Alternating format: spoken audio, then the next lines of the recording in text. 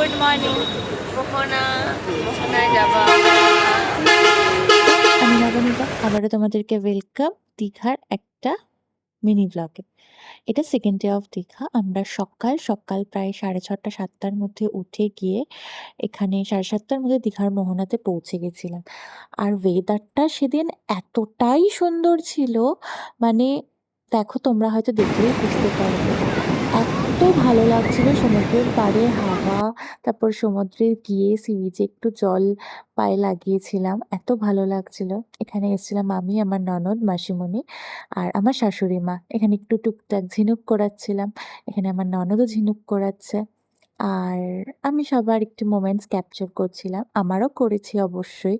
এটা এই মোমেন্টসগুলো, আমার মোমেন্টসগুলো ক্যাপচার করে দিয়েছে আমার ননদ। আর আমি সমুদ্রে নামতে ভীষণ ভয় পাই। অনেকেই সমুদ্রে স্নান করতে ভীষণ ভালোবাসে, বাট আমি ভীষণই ভয় পাই। এখানে আমরা এত আনন্দ করেছি একটা দিনের জন্য গেলেও। এখানে সবাই মিলে একটু হই হুল্লোড় করছিলাম আর কি। আর এখানে ঘোড়াটাকে এত সুন্দর সাজিয়েছে। আর ওইদিকে দেখো ভিড় যেখানে হয়েছে, মোহনা থেকে তখন মোহনার পাড়ে মাছ আনা হয়েছিল, মাছ ধরে আনা হয়েছিল। আর ওয়েদারটা না যত সময় যাচ্ছিল আরো মেঘলা করছিল, হালকা হালকা টিপটিপ করে বৃষ্টি পড়ছিল। তারপর চা খেয়ে হোটেলে গিয়ে রেডি ফেডি হয়ে ব্রেকফাস্ট করতে বেরিয়ে গেছিলাম। তো এখানে আমরা ব্রেকফাস্টের জন্য ওয়েট করছিলাম সবাই। ব্রেকফাস্টে কচুরি নিয়েছিলাম। তারপর চলে গেলাম ব্রেকফাস্ট করে দীঘার জগন্নাথ মন্দিরে।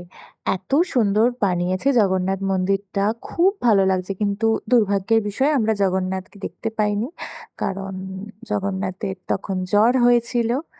তো এই হচ্ছে, মন্দির বন্ধ ছিল, মানে মন্দির খোলা ছিল বাট জগন্নাথের ঘর বন্ধ ছিল।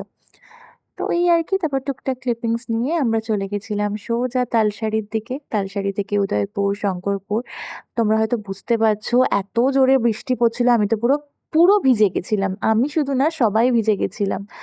এই আর কি, তারপরে খাওয়া দাওয়া করে আমরা বাড়ির পথে রওনা হলাম, বাস ধরে বাড়ি চলে এসেছিলাম।